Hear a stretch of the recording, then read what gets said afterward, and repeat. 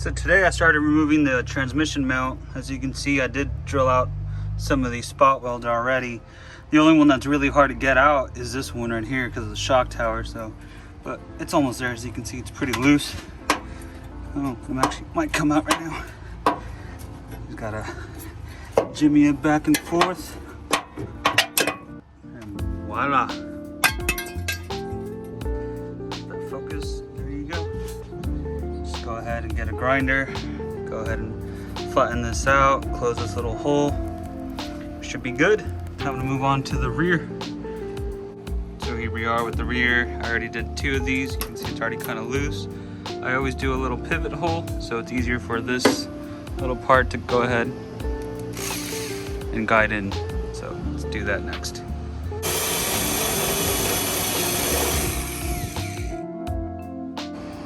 So I went ahead and started removing all the brackets, everything here. As you can see, started circling all the things that are going to be closed, shut. I got JFab over here doing his thing, getting ready to work on the engine bay, close up those holes over there, clean up the roof a bit, you know, just little things here and there.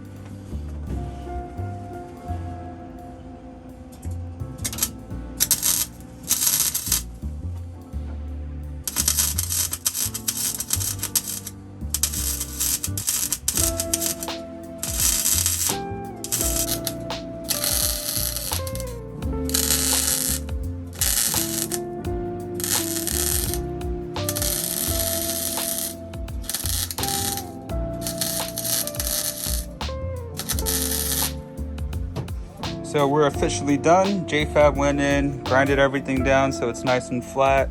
Getting ready for paint here. Let me show you some of the work that he did up right here. It's gonna look nice. We got rid of that hole because, you know, we're case here, so we have a case shifter going on that. And we're gonna run the cables through there. He did some of those plates inside as well. I'll show you the inside. Did a few more areas where I don't need holes. Shaved all that.